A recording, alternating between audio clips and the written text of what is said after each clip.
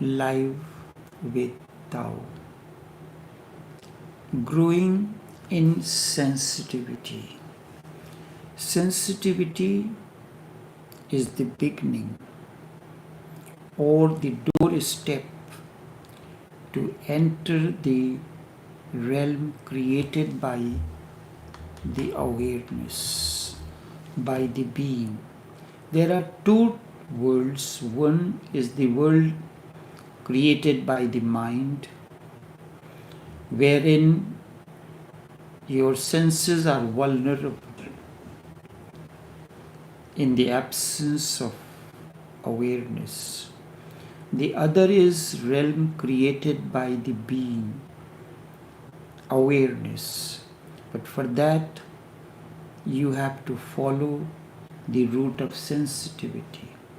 Grow in sensitivity when you touch, when you hear, when you eat, when you take a shower.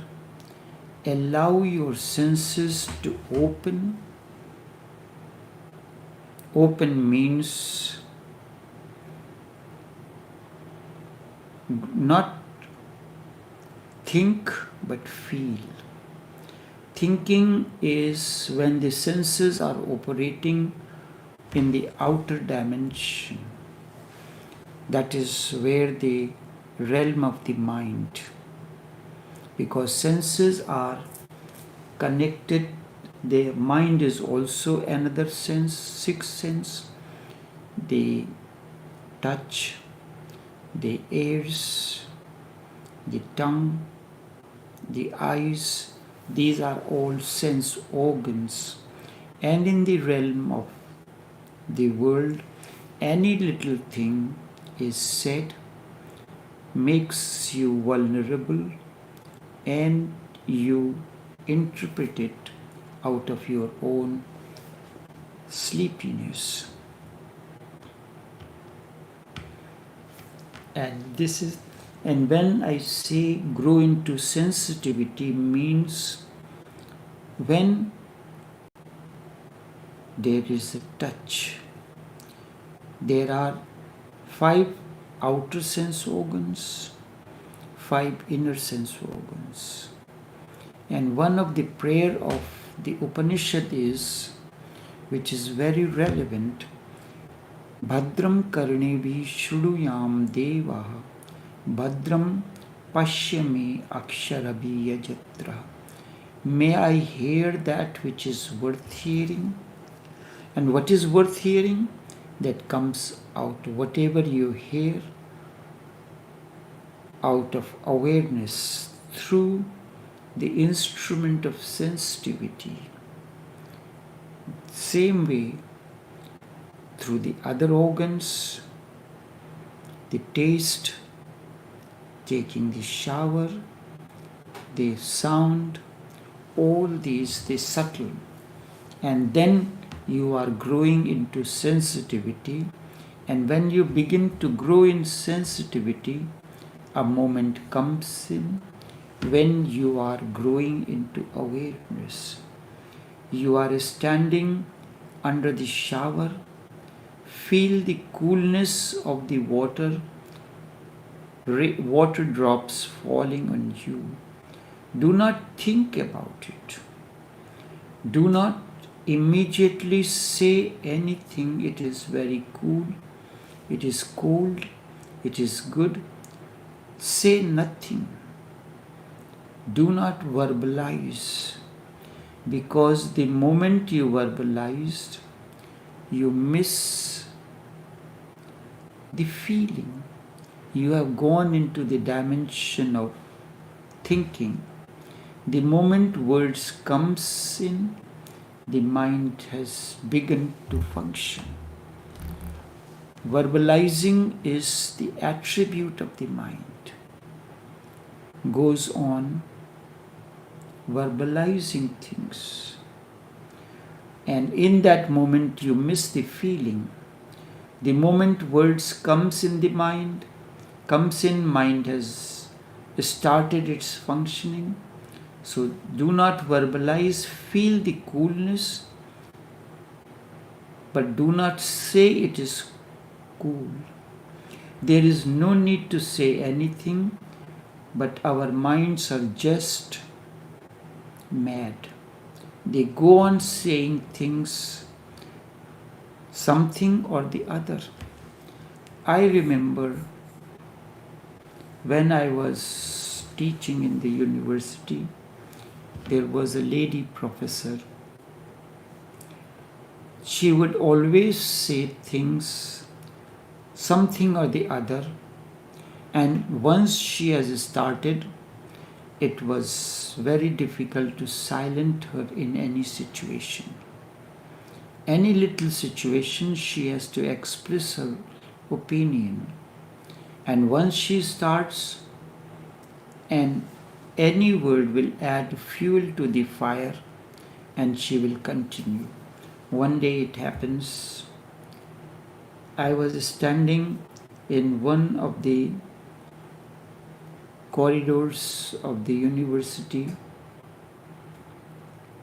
and the sun was setting.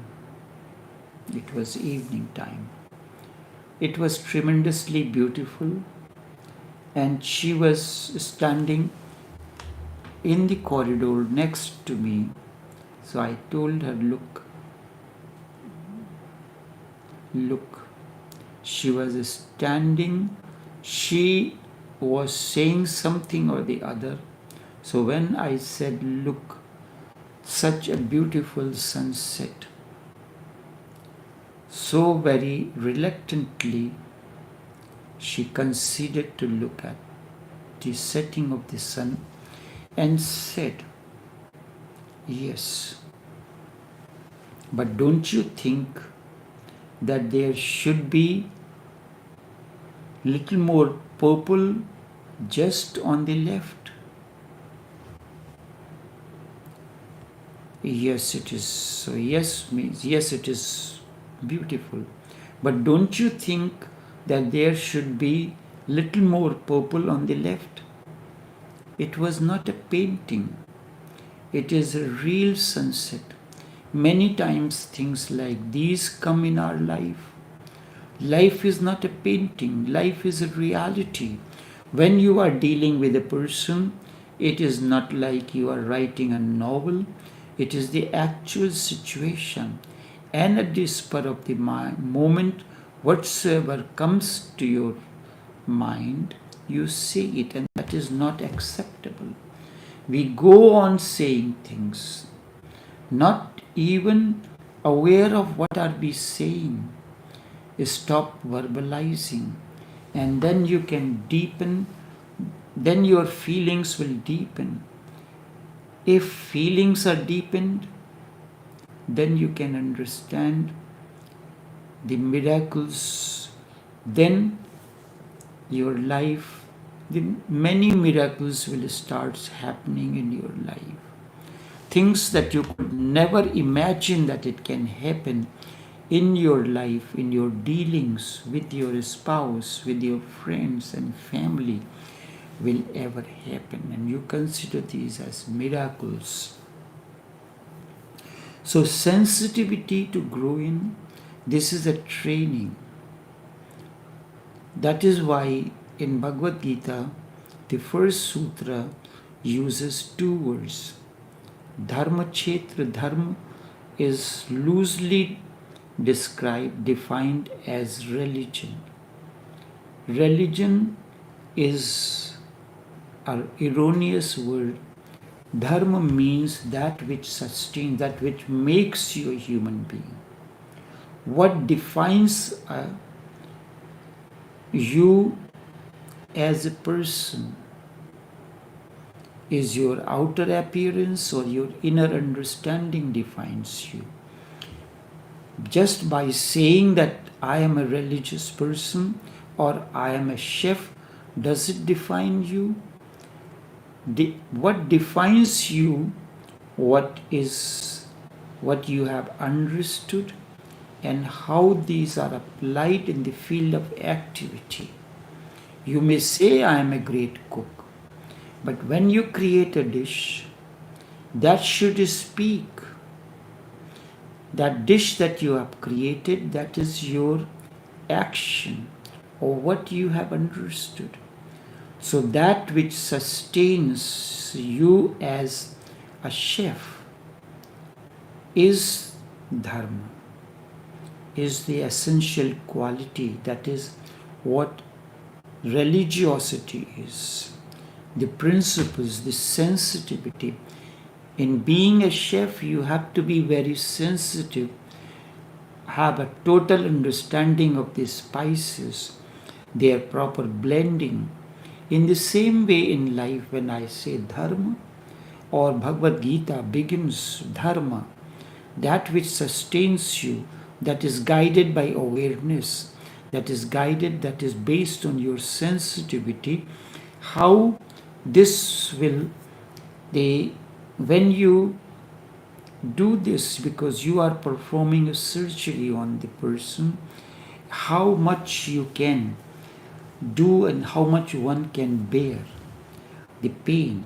If you do not have to give anesthesia, the general anesthesia, so you give a localized, and then you perform the minor surgery on an abscess or anything that you perform. So that dharma means that which sustains you, that which defines you as a master chef, as a master. What defines me? My inner sensitivity, my awareness, my understanding of the human life and the phenomena.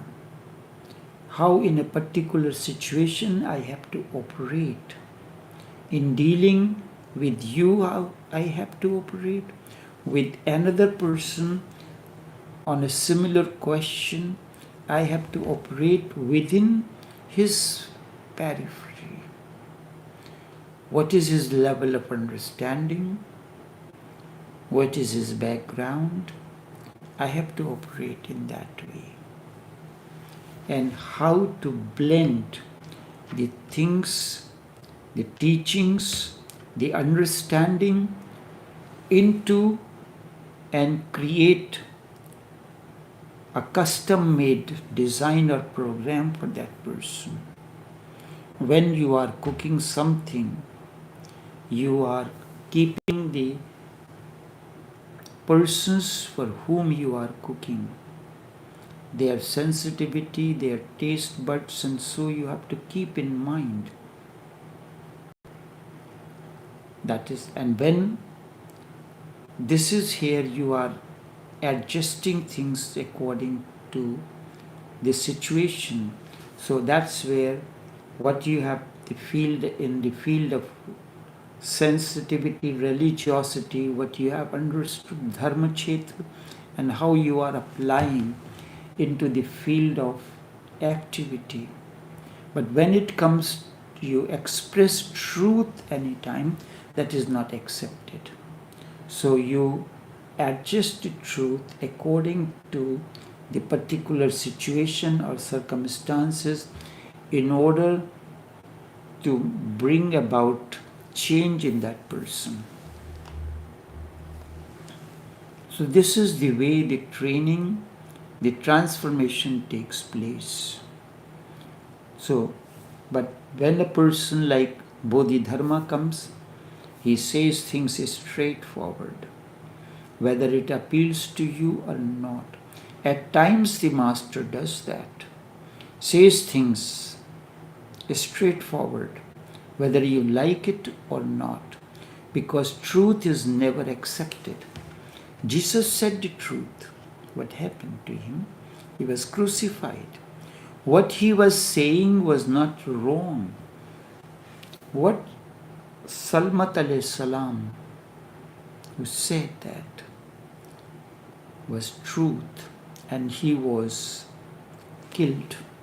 What Al-Hilaj Mansoor said, Anal Haq, I am the light, I am the truth.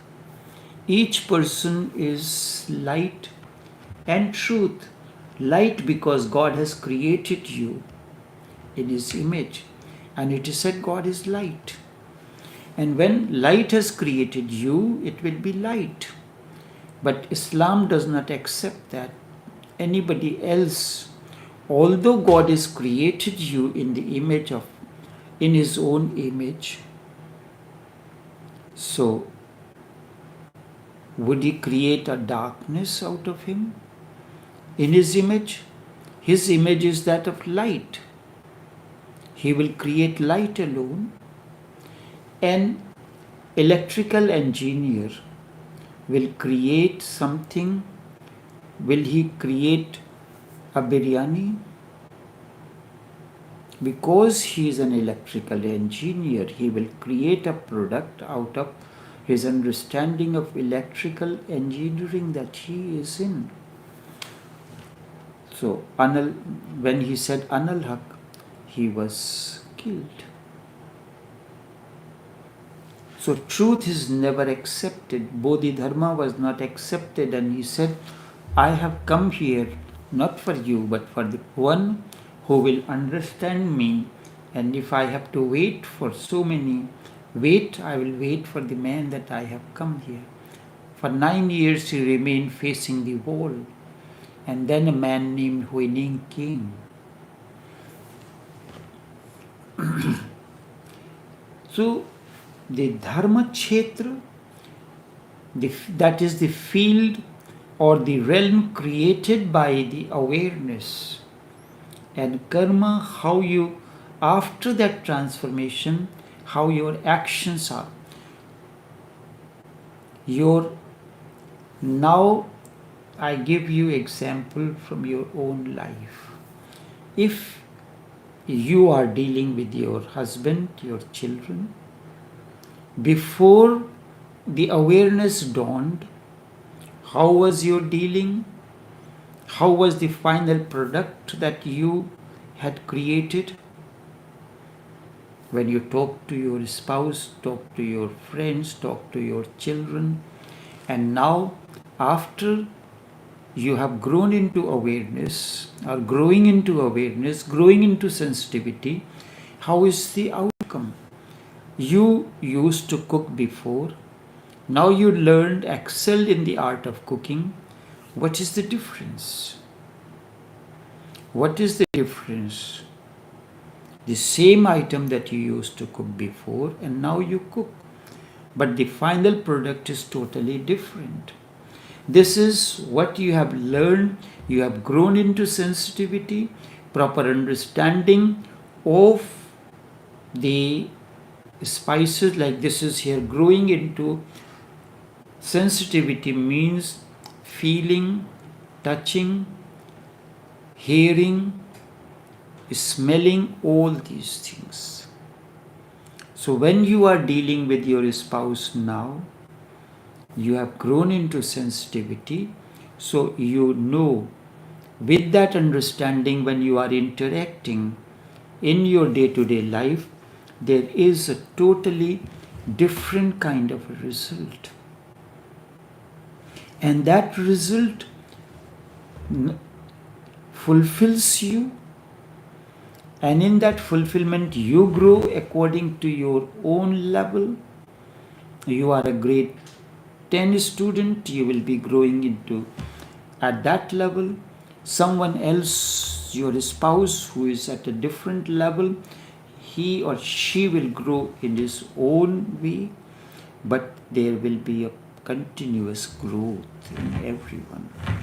The people who will eat the dishes that you prepare, they will begin to like, because there is a transformation in your cooking. So this is what it is important. We go on saying things, we go on doing things without even being aware of it. We have not grown into sensitivity. So unless you understand these two worlds, Bhagavad, the Dharma Kshetra and Kurukshetra, the field of awareness and the field of action, your actions will not be guided by awareness. You will not be living in the realm of the world created by awareness. Now, as a chef, your cooking is the outcome of your understanding of awareness, totally a different realm. Transformation cannot happen that way. So you have to be in the field of you have to know the certain principles that sustain you, that make you excel in a particular field, in human relations, in the field of music, in the field of art, culture, art of culinary, or anything. And then you apply those principles in the field of activity. This is where it comes in. You are moving from the dimension of thinking to the dimension of feeling.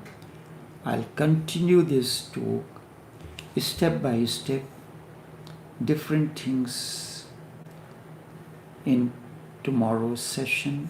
Until then, take care and do have a pleasant day.